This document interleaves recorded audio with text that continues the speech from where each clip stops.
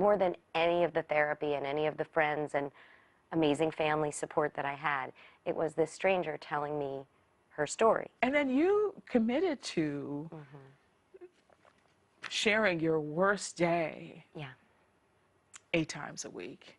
And I just have to ask, you know, what is that like? You know, one of my sons said to me the other day, "Mom, are you having fun doing the show?" Because I love doing plays. And I said, that is not the word I would use. But it is fulfilling sometimes. I'm in group therapy with other partners of sex addicts, and I would dread when we would get a new person, when someone would leave and or not leave and we'd bring in a new person, because that meant I had to tell my story again.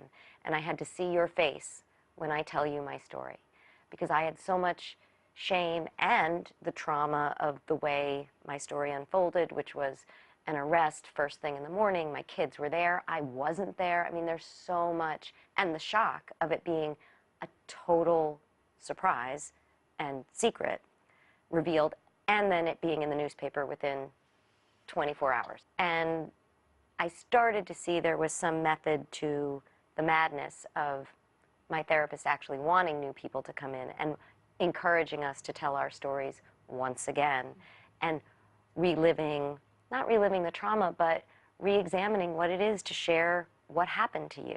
What's going to be hard for some people to believe is that the play is hilarious. I just have to assert that it's hilarious. Thank you. And I know that that's going to be a hard thing for some people to hear, because like, how the heck can that be? Gallows humor sometimes, But I want to play a clip from the play where you are, I guess we'd call it, it's at family therapy, family week at rehab. Week. He goes to rehab while he's awaiting the disposition of his legal case, right? Yes. And you didn't want to go, and you go through this sort of array of emotions. But let me just play this clip, and this is where you decide that you're going to go to Family Week, and you're telling us a little bit about how it goes down. So here it is. Let's play it. And I learned that my husband has some more secrets. Things that happened to him long before I met him. And hearing him share those secrets makes me really sad, but also really angry, because I'm me. I shared everything with you. How could you not trust me with that? And we learn about shame and abuse. And I ask him why he couldn't just have an affair like a normal person. And we do ropes horses. And even though we aren't supposed to talk about the future, I break the rules. And I tell him I will never, ever be okay with the things that you chose to look at.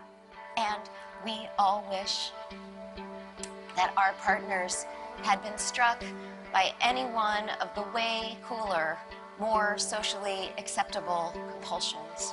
I'm curious about whether before this thing happened to your family, if you read something in the paper or if you saw that somebody had been arrested for something, was there a part of you that was like, wow, that person is... Yes. I mean, was there something in you that had to be like, wow, I looked at these things very differently, or before?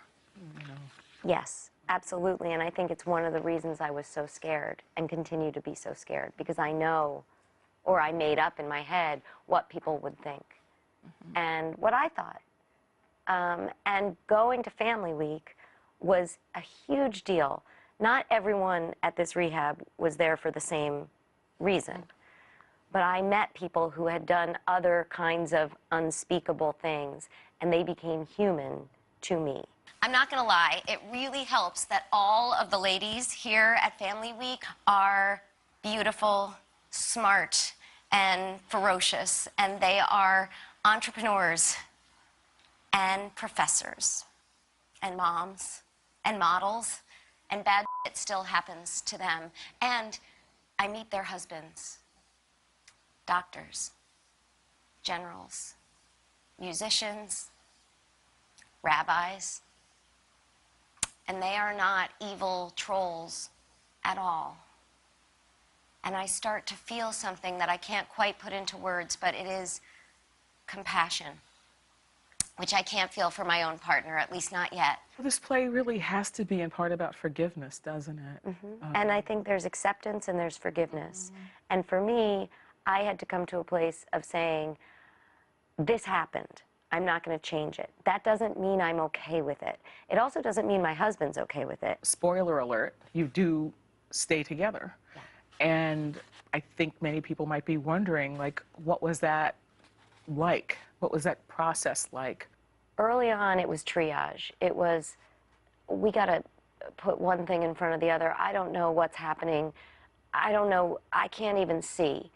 The last thing I need is to, I actually said to my therapist, well, I just want to run away. And she said, okay, you can run away, but the pain's going with you. So I'm not telling you what to do, but you can't run away from the pain. You can run away from that guy, but you're still going to have to do the work. So my suggestion is don't make any big decisions for the next 6 months. Just take a breath, deal with your kids, deal with all the legal stuff that's going on, let him go to rehab, you do your work, and because I loved my husband. I had 20 years with a person who I loved. So I needed a minute to catch up. So there was no big moment where I said, okay, I'm definitely staying. I also had to see. I had to see what he showed up with. You said you loved him. Do you still love him? I do. I do. I think I said it in the past because it was never a controversial or shameful thing to say how much I loved my husband. How's he doing? Well, I would say you have to ask him, but he's okay. He too is pretty. The other day I said to him, you know, it may not seem like it, but no one's really harder on him than I am. I mean, I have been, you know, I put a little bit of it in the play, but if there were a camera on me, there have been some pretty tough moments, and I've said some pretty harsh things. And the other day, I just had a moment because maybe a magazine came or something. I don't know. There was something where I said, you know, you've lost a lot. I don't acknowledge it a lot. I don't give you this a lot, but you've lost a lot, you know. What's been the worst part of this whole experience? The worst part, I mean, not to be specific, but the worst part is just that my kids are hurt, and that my kids, more than just hurt, because I think that there's some good that can come out of seeing, if I put it on a holistic level and say, seeing your parent fall and seeing that parent get back up is not the worst thing in the world. Has he seen the play? He did see the play. He snuck in. He snuck in. We had an agreement because we have no more secrets anymore. I mean, please God. So he said, I'm going to see the play. And I said, I don't think you should see the play. And he said, I'm going to see the play and I'm telling you. But I'm not going to tell you when because I don't think you could do the play if you knew I was there. And I said, that's true. And so he did. Any reviews? Well, I said, how was that for you? And he said it was really hard. And about midway through, he said, I'm aware every day of the hurt that I have caused. My family, my community, the victims, I think about it every day. I'm not in denial of what I did. But this was a new refresher course in how much pain I've caused you and the kids. And that was really, really painful. And then he said, at some point I was able to separate myself enough to say, my wife created something beautiful and important and funny, and that I'm proud of you. And then he said, and I have a couple of notes. I bet. And I said, I don't want to hear your notes. Exactly. And then in the middle of the night, I said, what are the notes? Maddie Corman, thank you so much Oh, for talking thank you. It was really nice to talk to you. Likewise, thank you. Happy to meet you.